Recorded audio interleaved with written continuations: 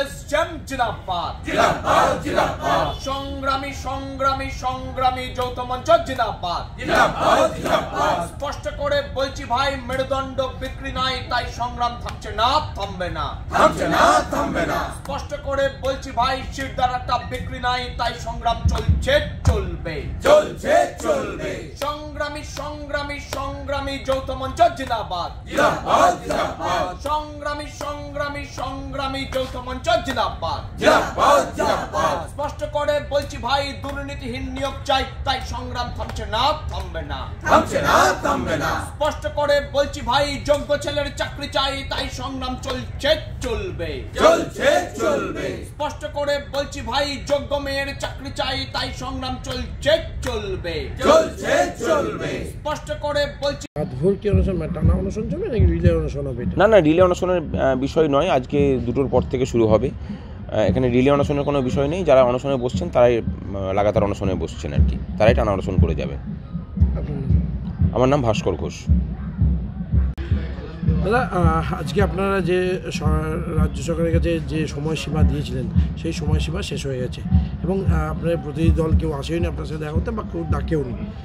এরপরে কি পরবর্তী কি ডিসিশন থাকছে? ডিসিশন বলতে আমাদের তো 29 তারিখ থেকে লাগাতার ধর্মঘটের আমরা ডাক দিয়েছি এবং বাধ্য হয়ে আজ থেকেই লাগাতার অনশনে বসতে হচ্ছে। আমাদের কাছে অনেকগুলো নাম জমা পড়েছে, সেখান থেকে আমরা হয়তো 3জন কি 4জনকে আমরা সিলেক্ট করছি যারা অনশনে বসবেন। 1 বছর এখনও হয়নি আমাদের আগের অনশনের। 10ই জানুয়ারি থেকে 9ই জানুয়ারি থেকে আমাদের শুরু হয়েছে, ফেব্রুয়ারি থেকে শুরু হয়েছিল 2023 সাল। 1 বছরের মাথায় রাজ্য সরকারি কর্মচারীদেরকে আবার মানে নিজেদের জীবন বাজি রেখে আবার অনশনে বসতে হচ্ছে। এটা শুধু আমাদের ক্ষেত্রে কষ্টদায়ক নয়, আমার মনে হয় এই গোটা রাজ্যের কাছে লজ্জার, যেখানে 1 বছর ধরে অবস্থান করার পরে বিভিন্ন পদ্ধতিতে আন্দোলন করার পরেও রাজ্য সরকার কথা বলার মতো সদিচ্ছাটুকু জুটিয়ে উঠতে পারেন না। এবং যে রাজ্য সরকার এই দায়িত্বটা নিয়েছেন, তিনিই আবার গোটা ভারতবর্ষ জুড়ে নাকি গণতন্ত্র রক্ষার কথা বলেন, মানুষের অধিকার রক্ষার কথা বলেন। মানে হাসি পায়ে একজন কর্মচারী হিসেবে যে এই এতটা দ্বিচারিতা, এতটা মিথ্যাচার করেন কিভাবে, আর সর্বভারতীয় যারা নেতৃত্ব আছেন তারাই বা এটাকে সমর্থন করেনি বা কীভাবে? কারণ তারা কেউ জানেন না তা নয়, আমরা সকলকে চিঠি লিখে এর কথা জানিয়েছি। 1 বছরের আগে আপনারা অনশন করেছিলেন, সেই অনশনে বেশ কয়েকজন অসুস্থ হয়েছিলেন। আপনারা বলেছিলেন যে কোনোরকম কোনো নিজেদেরকে ক্ষতি করে আপনারা অনশন করবেন না। কী এমন পরিস্থিতি হলো যেটা 1 বছরে প্রচুর সংগ্রাম করেছিলেন, তারপরেও কোনোরকম ডিএর কোনো আন্দোলনে সদুত্তর পাননি, তারপর দাঁড়িয়ে আবার অনশনে নামতে হচ্ছে আজ থেকে? কী এমন ঘটনা ঘটল? বিষয়টা হচ্ছে যে শুধুমাত্র ডিএর বিষয় তো নয়, ডিএর বিষয় হলে হয়তো সমস্যার সমাধানটা হতেও পারতো। তার থেকে বড় করে হচ্ছে যে রাজ্যের ডিপার্টমেন্টগুলোতে শূন্য পড়ে আছে, আমাদের রাজ্যের ছেলেমেয়েরা চাকরি পাচ্ছেন না। শিক্ষিত ছেলেমেয়েদেরকে অন্য রাজ্যে পাড়ি জমাতে হচ্ছে শুধুমাত্র মানে দিনমজুরি খাটার জন্য। এইটার অবসান আমরা চেয়েছি এবং এই অবসান চেয়েছি বলেই এই লড়াইটা এতদিন দীর্ঘায়িত হচ্ছে। এবং তারপরে মাননীয় মুখ্যমন্ত্রীর কথাতেও হয়তো আমরা দেখতে পাচ্ছি বারবার করে উনি বলছেন যে মহার্ঘ ভাতা দেওয়াটা স্বেচ্ছার ব্যাপার।